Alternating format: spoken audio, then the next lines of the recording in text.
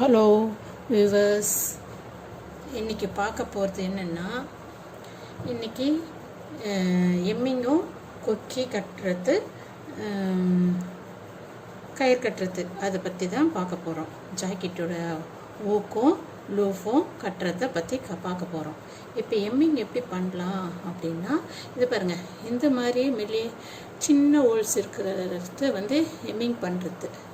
Hemming ஊசி இதில் ஒத்த நூல் எடுத்து, ஒத்த நூல் போதும், ஒத்த நூல் எடுத்து கோத்துக்கிட்டு சிங்கிள் நூலில் அப்படியே முடிச்சு போட்டுடணும். முடிச்சு போட்டுட்டு எப்படி எம்மிங் பண்ணுறேன் பாருங்கள். இது வந்து மிஷினில் வந்து ஓர அடிச்சிடணும். இப்படி ஓர அடிச்சுட்டு ஓர அடிச்சிட்டோன்னு இப்படி இருக்கும். அப்புறம் நான் வந்து இப்படி ஃபோல்டு பண்ணி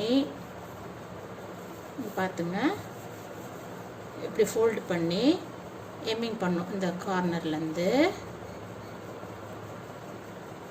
இப்படி எம்மிங் பண்ணணும்.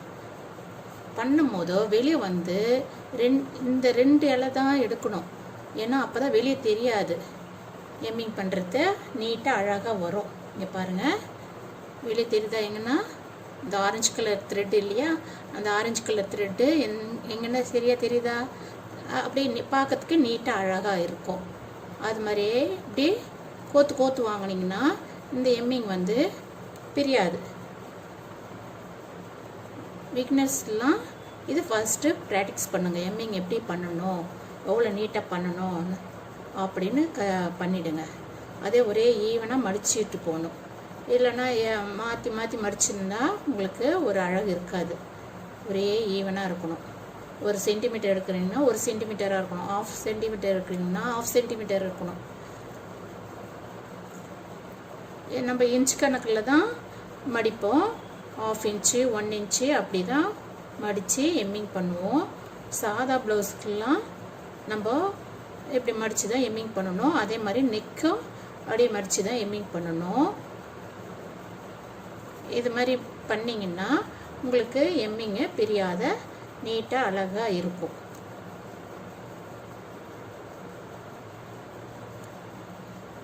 சும்மா இங்கே கொத்தும் போதும் 2 இடம் நம்ம கையில் பின்பக்கம் நம்ம விரலில் தெரியும். இங்கே 2 இடம் அப்படியே தான் பார்த்து குத்தி எடுக்கணும். ஒத்த நூல்லையே நீங்கள் எம்மிங் பண்ணுங்கள். 2 நூல் ஸ்ட்ராங்காக இருக்கணுன்ட்டு 2 நூலை வச்சுலாம் எம்மிங் பண்ணாதீங்க. அது திக்னஸ்ஸாக வெளியே ஒரு நீட்னஸ் இல்லாத தெரியும். இது ஒத்த நூல் நல்லா ஸ்ட்ராங்காக இருக்கும். நீங்கள் நல்ல த்ரெட்டாக வாங்குங்க. ஸ்பேட் நூல் தான் நல்லாயிருக்கும். மற்றபடி வேறு த்ரெட்டெல்லாம் அவ்வளோ நல்லா இருக்காது.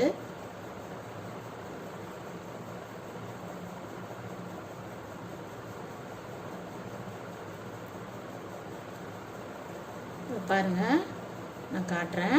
இது முடிய போகுது. லாஸ்ட் எண்டில் நீங்கள் 2-3 சுற்றி முடிச்சு போட்டுருங்க. இப்போ நான் கட்டு சொன்னீங்களா, இந்த கட்டு வந்து இது மாதிரி இதுக்கு யூஸ் ஆகும்.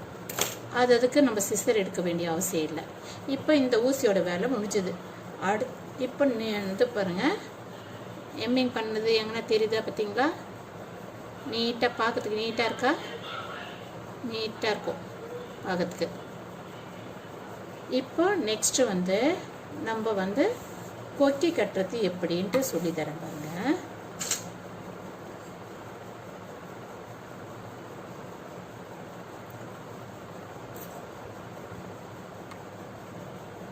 இதே பக்கத்துலேயே நான் உங்களுக்கு கொக்கி கட்டுறதை பற்றி காட்டுறேன். இப்போ ப்ளவுஸ்க்கு அப்புறம் இது பண்ணலாம். கொக்கி மட்டும் எப்படி கட்டணும்னு நான் சொல்லித்தரேன். இங்கே பாருங்கள், நெக்ஸ்ட்டு ஊசி வந்து இது மாதிரி ஹோல்ஸ் பெருசாக இருக்கத்தான் வாங்கிக்கிங்க. இப்போ 4 நூலாக எடுத்துருக்கேன். 4 பட்டை போட்டோமா ஈஸியாக கோத்து இப்படி முடிச்சு போட்டுடணும். நீங்கள் எல்லாம் சேர்த்து கோக்காதீங்க, முடிச்சு போடாதீங்க. இது மாதிரி 4 நூலை ஒன்றா கோத்துட்டு இது மாதிரி முடிச்சு போட்டுடணும். இது பாருங்கள், இந்த மாதிரியே ஹோல்ஸ் பெருசாக இருந்தால் தான் இந்த 4 பட்டை நுழையும். இல்லைன்னா நீங்கள் ஒத்தப்பட்டை தான் நுழையும். அந்த எம்மிங் யூஸிலாம் ஒத்தப்பட்டை தான் நுழையும். இது மாதிரி நீங்கள் வாங்கினீங்கன்னா நல்லா பெருசாக இருக்குது பார்த்தீங்களா? இந்த மாதிரி இருந்துச்சுன்னா நாலு பட்டை நூல், அதை 4 நூல் நுழையும். இப்போ எம்மிங் முடிச்சிட்டோம். இப்போ கொக்கி, ஜாக்கெட் கொக்கி பாருங்கள், இப்படி வச்சிடணும். ஜாக்கெட்டில் வச்சுட்டு இப்படி ஒரு 4 தடவை கோத்து வாங்குங்க. உங்களுக்கு ஸ்ட்ராங்காக வேணும்னாலும் இப்படி ஒரு சுற்றுனா அப்படியே அது ஸ்ட்ராங்காக இருக்கும். ஒரு சுற்றினீங்கன்னா ஸ்ட்ராங் ஆகிடும். இப்போது நெக்ஸ்ட் இது மேலே வந்து பாருங்கள், இப்படி கோத்து, இது வெளியே கோக்காதீங்க, உள்ளே விட்டு அப்படி கோத்து இப்படி வாங்கணும். இப்படி கோத்து வாங்கணும். இப்படி கோத்து ஒரு 3 டைம்ஸு முடிஞ்சுதா? நெக்ஸ்ட்டு இதில் இந்த கிளாத்துக்குள்ளே விட்டு இந்த ஹோல் சண்டை எடுக்கணும். நெக்ஸ்ட்டு அப்போ இங்கே பாருங்கள், இந்த ஊக்கு வந்து நம்ம வந்து கொஞ்சம் இந்த ஊசிலேயே வந்து கொஞ்சம் இப்படி விரிச்சிக்கணும். ஏன்னா அப்போ வந்து நம்ம ஸ்ட்ராங்காக இருக்கும். இந்த ஊக்கு வந்து இப்படி கழண்டு, அந்த நூல்லேருந்து கழண்டு வராது. இப்படி கொஞ்சம் விரிச்ச மாதிரியே பண்ணிக்கிட்டிங்கன்னா நீங்கள் இந்த ஊசிலே இப்படி கொஞ்சம் நீக்கிட்டிங்கன்னா கொஞ்சம் விரியும். விரிஞ்ச உடனே இப்போ நீங்கள் தைச்சிங்கன்னா அந்த மேலே இருக்க இந்த த்ரெட் இருக்குது இல்லைங்களா, இந்த த்ரெட்டு வந்து இதில் கழண்டு வராது. இது மட்டும் தனியாக நிற்கும். இங்கே மட்டும் தைச்சது இருக்கும். இது தைச்சது வந்து இதுலேருந்து கழண்டு வந்துடும். அதனால் அதுக்கு தான் இது மாதிரி இந்த இது வந்து நம்ம நீக்கி தைக்கணும். இது மாதிரி தைச்சிடணும். தைச்சி ஒரு 2 சுற்றி முடிச்சு போட்டுடணும். இப்போ இந்த கட்டரில் கட் பண்ணிடலாம். நெக்ஸ்ட்டு வந்து அதே 4 பட்டை நூல் தான், 4 நூலை எடுத்துங்க, 4 த்ரெட்டாக, சரிங்களா? இப்போது ஜாக்கெட் கயிறு கட்டுறது எப்படி பாருங்கள். இது லூப்பு நம்ம உள்ளே குத்தி எடுக்கக்கூடாது. இங்கே இந்த த்ரெட்டு இந்த நூல் துணி மேலேயே வந்து இப்படி கொஞ்சம் குத்தி எடுத்துக்கணும். அதே மாதிரி இங்கே வெளியவே போக வேண்டியதில்லை. இப்படியே கொஞ்சமாக குத்தி எடுத்துக்கணும் அந்த துணியை. இப்போ 3 தடவை அதே மாதிரி மாற்றி குத்தி எடுத்தாச்சு. இப்போ இந்த த்ரெட்டுக்குள்ளே இந்த ஊசி நுழைச்சி இதுக்குள்ளே விடணும். தெரியுதுங்களா? முடிச்சு போட்ட மாதிரி இந்த த்ரெட்டுக்குள்ளே விட்டு இதுக்குள்ளே விட்டோமா முடிச்சு ஆகிடும். இதே மாதிரி பண்ணிட்டு வந்தோமா பின்னல் மாதிரி அழகாக வந்துடும். நல்லா ஸ்ட்ராங்காக இருக்கும். பார்த்தீங்களா? தெரியுதா? இதுக்குள்ளே விட்டுறேன்னா நெக்ஸ்ட்டு இதுக்குள்ளே விடணும். கொஞ்சம் இங்கே முடிச்சு இழுத்தோமா அதை முடிச்சு வந்துடும். இது மாதிரி தான் கயிறு கட்டணும் ஜாக்கெட்டுக்கெல்லாம்.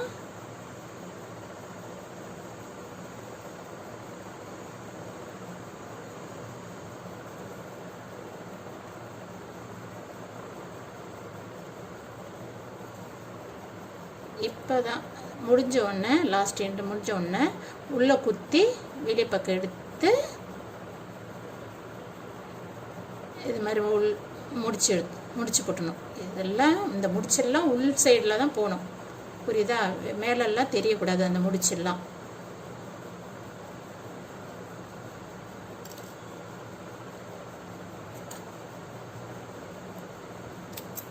இதில் முடிச்சு வந்து ஜாக்கெட் இந்த கொக்கி வந்து உள்ளே போகிறதுனால முடிச்சு மேலே தான் இருக்கும். அதனால் நீங்கள் வந்து வெளியே குத்தி முடிச்சு போடணுன்ட்டு போடாதீங்க. இந்த கொக்கி வந்து இந்த ஜாக்கெட்டுக்குள்ளே தான் இருக்கும். அதனால் பிரச்சனை இல்லை. ஓகேங்களா? புரிஞ்சுதுங்களா?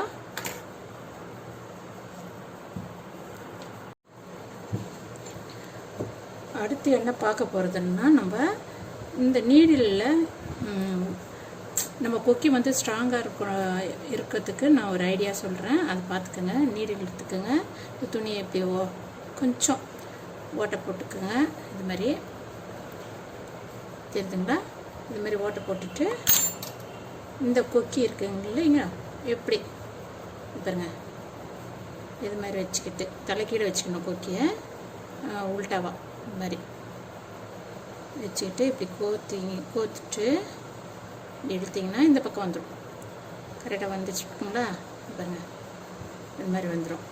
இப்போ வந்து நம்ம நூலை விட்டு வராது. நூல் அறுந்தாலும் அந்த ஜாக்கெட்லேயே அந்த கொக்கி இருக்கும், நல்லா ஸ்ட்ராங்காக இருக்கும்.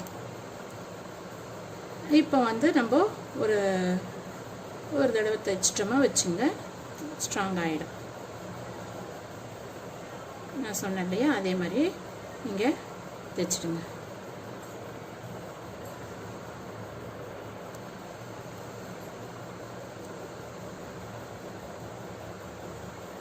இந்த கொக்கி எப்பவுமே ஜாக்கெட் கிளியிற வரைக்கும் கொக்கி ஸ்ட்ராங்காக இருக்கும். ஏன்னா இந்த த்ரெட்டோட இந்த துணியும் சேர்த்து பிடிச்சிட்ருக்குது அந்த கொக்கி.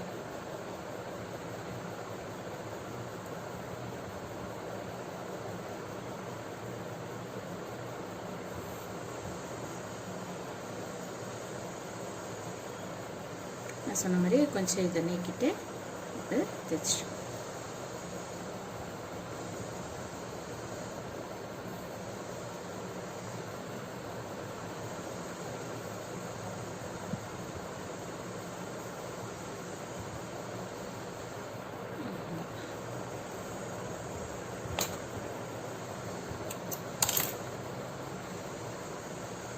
நெக்ஸ்ட் வந்து இந்த ப்ரெஸ் பட்டன் எப்படி தைக்கணும் அது உங்களுக்கு சொல்லித்தரேன்.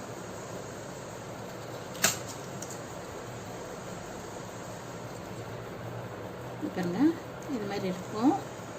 இதை ஓப்பன் பண்ணிட்டோமா, 2 இருக்கும். இது வந்து இப்படி வச்சு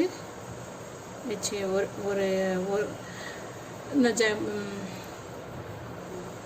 ஜாக்கெட்டில் ஒரு பக்கத்துக்கு இதுவும் பாருங்கள், இப்படி ஒரு பக்கத்துக்கு இதுவும், இன்னொரு பக்கத்துக்கு இது மாதிரியும். நான் ஜாக்கெட் தைக்கும் போதும் சொல்லித்தரேன் எப்படி தைக்கணும்னு. ஆனால் இது மாதிரி வச்சு தைச்சிட்டோன்னா அந்த ஜாக்கெட் எடுத்து இப்படி அழுத்தினோமா ப்ரெஸ் ஆகிடும்.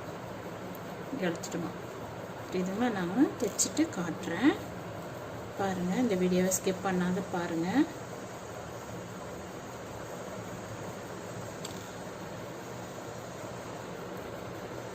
பாருங்க, இங்கே 4 ஹோல்ஸ் இருக்கும்.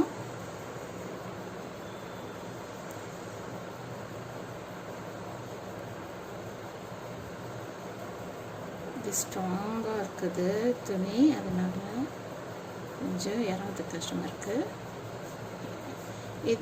ஓட்டை வந்து சின்னதாக இருக்குது, அதனால் நம்ம மெலிஸ் ஊசியை வச்சு தைச்சிடுவோம். அதாவது எம்மிங் ஊசி வச்சுருக்கோம் இல்லைங்களா, அந்த ஊசியை வச்சு நம்ம இப்போ இதில் சிங்கிள் த்ரெட் வேண்டாம், டபுள் த்ரெட்டாக போட்டு நம்ம ஸ்டிச் பண்ணிக்கலாம். எம்மிங் ஊசி இருக்குது இல்லையா, அதில் இன்னும் ஹோல்ஸ் இந்த ப்ரெஸ் பட்டனில் ஹோல்ஸு ரொம்ப சின்னதாக இருக்குது, அதனால் இதை வச்சு தைச்சிடுவோம். இந்த ஊசியை கொண்டு தைச்சிடுவோம்.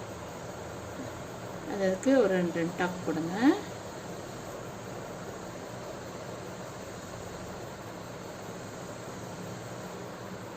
ஒரு டாப் போட்டால் வரைஞ்சிடும், பிச்சுட்டு வந்துடும்.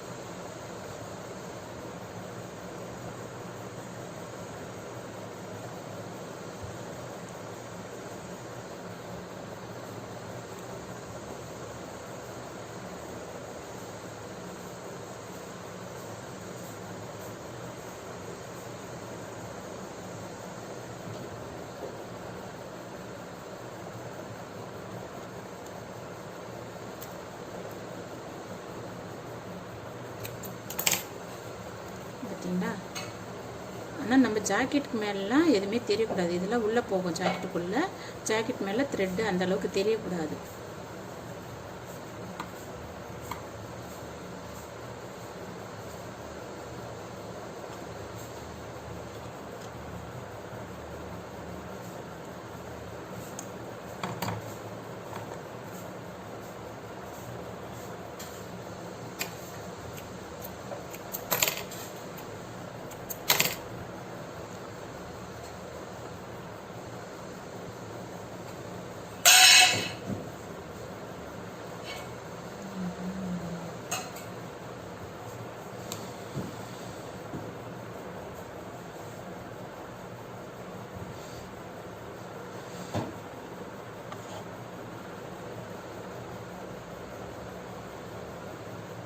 பாருங்கள் ப்ரெஸ் பண்ணி அடுத்தது அப்படி வச்சு தைக்கணும்.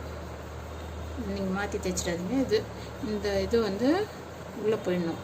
இது வந்து மேலே வரணும். இங்கே குழி மாதிரி இருக்கு இல்லையா, அது மேலே வரணும்.